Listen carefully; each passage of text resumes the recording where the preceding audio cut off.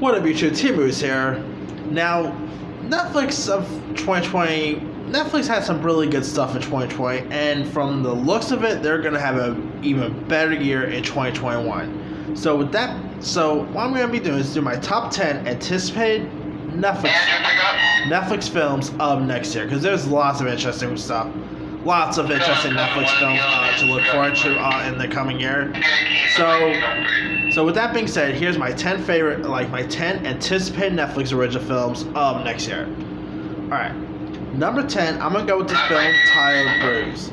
Now this stars and is directed by Halle Berry, and it's about this, and Halle Berry plays this mixed martial arts fighter named Jackie Justice, who also has to deal with the return of her 6-year-old son. And it's supposed to be like a mother-son dynamic in this. It is, of course, Halle Berry's first directing debut, which is going to be pretty cool. I mean, I've always adored Halle Berry.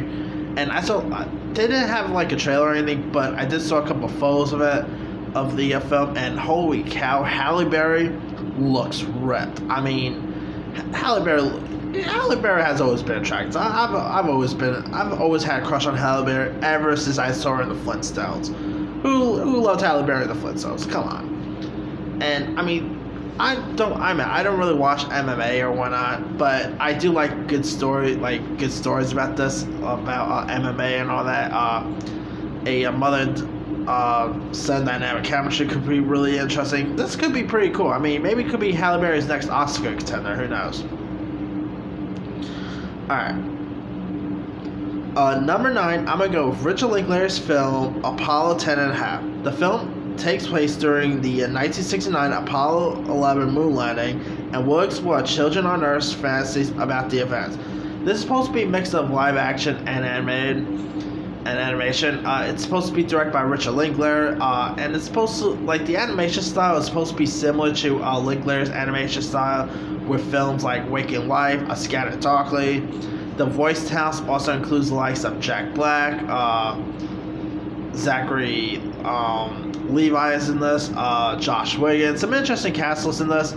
It sounds intriguing. I mean, you got Richard Linklater, and I've always been a Richard Linklater fan. And I mean, he is reteaming with his School of Rock star after all. So they haven't. I mean, Linklater and Black has not really done movies since 2012's Bernie.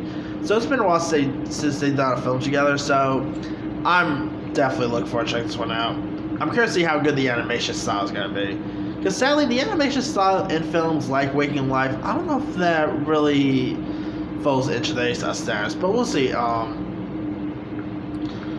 coming in at number 8, I'm going to go with the film Malcolm and Marie. Now, this stars John David Washington as a filmmaker who returns to home with his girlfriend, played by Zendaya, following a celebratory movie premiere as he awaits what's sure to be imminent critical and financial success. The evening suddenly takes a turn as revelations about the relationship begin to surface, testing the strength of their love. Now, this is directed by Sam Levinson, who also gave us the show Euphoria. He directed Assassination Nation, which I really enjoyed. This sounds amazing. I mean, it's supposed to be in black and white. Sounds a bit like Marriage Story in a way. I mean, early critics are saying that this could possibly be Zendaya's first ever Oscar nomination. Possibly, who knows? John David Washington, I mean, ever since Black Klansman, he's pretty good. I'm actually going to check out Tenet a little later on when I head back home. I mean, I was hoping to see that in theaters, but who knows if theaters will ever reopen and whatnot, so I'll just cave in and watch on TV and whatnot. But anyway, yeah, Malcolm and Marie definitely sounds interesting. I mean, it comes out in February, so hopefully we'll get a trailer sometime pretty soon. Alright. Coming in at number 7, I'm going to go with Army of the Dead. Now, this is about these bank robbers who decide to rob a casino, but turns out that they are also in the midst of a zombie outbreak.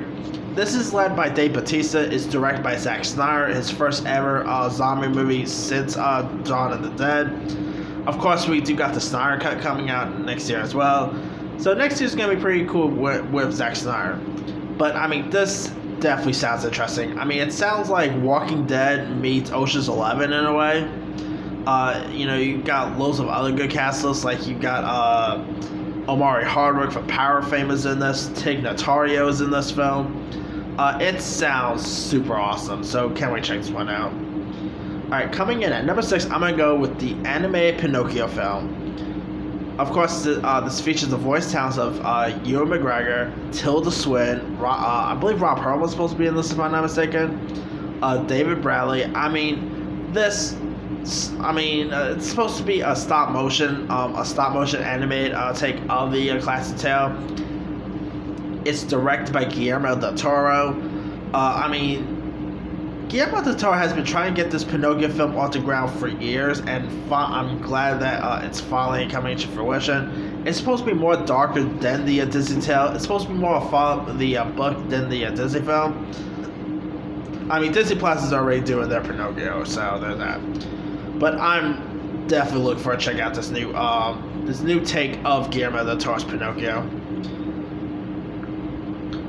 Guillermo del Toro, by the way, has about not one but 2 films coming next year. He has this, the Pinocchio film, and he has a Nightmare Alley. So if you're a Guillermo del Toro fan, you're going to be loving next year. Alright, coming in at number 5, I'm going to go with Red Notice. Now, this is an action film that stars the likes of Dwayne Johnson, Ryan Reynolds, Gal Gadot. Red Notice sounds like it could be really cool. It's supposed to be pretty much Netflix's expensive film to date, believe it or not. They also got The Gray Man with Ryan Gosling and Chris Evans. That sounds like it could also be their expensive film. But that aside, Red Notice sounds like it could be really cool. Dwayne Johnson and Ryan Reynolds teaming up. They did, of course, work together in Hobbs and Shaw, but they didn't have a whole lot of screen time. But I'm looking forward to check this one out. The film was supposed to come out this year, but production had to be delayed because of the pandemic. Hopefully, this film will come out sometime next year.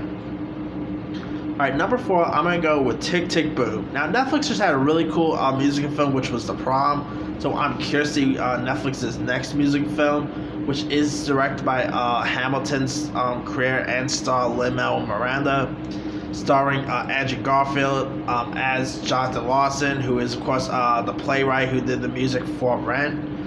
It's supposed to also feature the likes of Vanessa Hudgens, Bradley Whitford. This sounds like incredible. Andrew Garfield, he's always been one of my favorites. Interesting cast list. Lin-Manuel Miranda making his directorial debut could be really intriguing. And I do love the music of Rent, so cannot wait to check this one out. Alright, number 3, I'm going to add the drama Hustle. Now, this is about a former basketball recruiter tries to remake his career by bringing a player from overseas to play in the NBA. Now, this is a basketball drama that stars the likes of Adam Sandler, Queen Latifah, Ben Foster, Robert Duvall, from the same director who gave us the movie We the Animal. This sounds interesting. Adam Sandler has been pretty big with Netflix lately. He's doing another Netflix film with the career of Chernobyl, so he has that coming. And Adam Sandler, of course, he's been mostly doing comedies for Netflix, so it is really nice to see Sandler branching out to do dramas for Netflix. This definitely sounds like it would be really up my alley. And Adam Sandler, when you think of Sandler, obviously you think of his straight-up comedies and whatnot. But when he wants to, Sandler is a great dramatic actor. Whether you talk about Uncut Gems, whether it's Reign Over Me, Sandler is one heck of an actor. Alright, number 2, I'm going to go with the Adam McKay film, Don't Look Up. Now, the film follows 2 low-level astronomers who embark on a meteor tour to warn mankind of an approaching asteroid that will destroy Earth. Now, this features an ensemble cast. Here are the list. The cast in this includes the likes of Leonardo DiCaprio, Tyler Perry, Cate Blanchett, Jennifer Lawrence, Jonah Hill, Ariana Grande, Kid Cudi, Timothée Chalamet, Chris Evans. The list goes on and on. It's a really big cast. Meryl Streep is supposed to be playing the president, by the way, so there's that.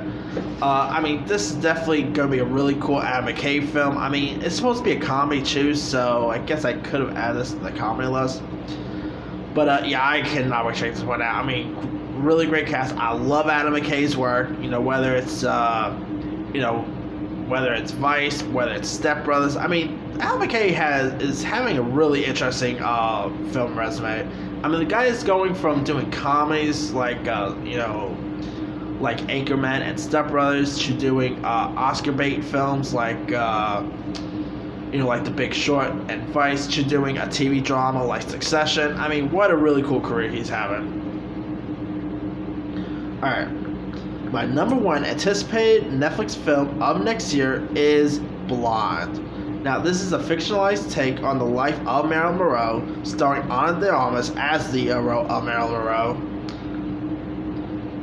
I mean, this definitely sounds intriguing. I mean, it's directed by Andrew Dominik, who also directed the movie Killing Them Softly and Assassination of Jesse James. The cast listing, this sounds amazing. Let me pull up the cast list. Alright. The cast in this includes the likes of Adrian Brody, who's playing Arthur Miller, Bobby Monahan, Bobby Cannavale, I must say, Julianne Nicholson, Sarah Paxton, Xavier Samuel, Scoot McNairy, Garrett Dillahunt. I mean, the list goes on and on. I mean, what Netflix, of course, just gave us the series Hollywood. They just gave us Meg, so they're doing really great with these films about old Hollywood. And Blonde sounds intriguing. I mean, Ana de Armas as Marilyn Monroe. They did show a couple of photos of her. She looks great. I mean, I'm curious to see how she's gonna sound as Marilyn Monroe. Because if you guys hear Ana de Armas talks, it's a bit hard. Always seems a little hard for her to lose the accent and stuff like that. So it's gonna be really curious to see how good she's gonna do at she even had vocal coaches to show her to help her with the Marilyn Monroe talk, which I think is gonna be really cool. So yeah, I mean, I really quite like Ana de Armas. Of course she is dating Ben Affleck, so there's that. I mean, Knock Knock, she was great in Blade Runner. I mean, Ana de Armas is just becoming one of my favorite stars right now. She was also really great in Knives Out, by the way. Anyway, that's pretty much it. Let me do the quick rundown. 10 Bruise, 9 Apollo 10.5, 8 Malcolm and Marie, 7 Army of the Dead, 6 Pinocchio, 5 Red Notice, 4 Tick Tick Boom, 3 Hustle, 2 Don't Look Up, and number 1 is Blind. Now, there's also other ones I probably could have added. Let me pull some other lists. Let's see. The Netflix has the Fear Street trilogy coming, which I'm not really sure if all 3 are coming out next year. I think just one is. Pieces of Woman looks really good. Outside the Wire, The Dig, I Care a Lot sounds interesting.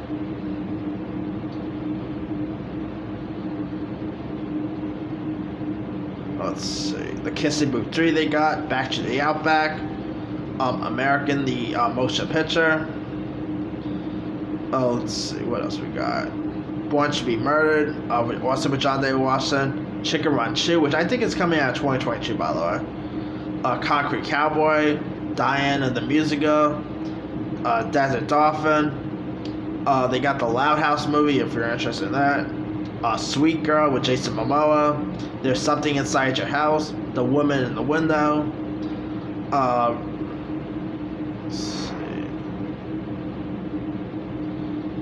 Wenda and Wild.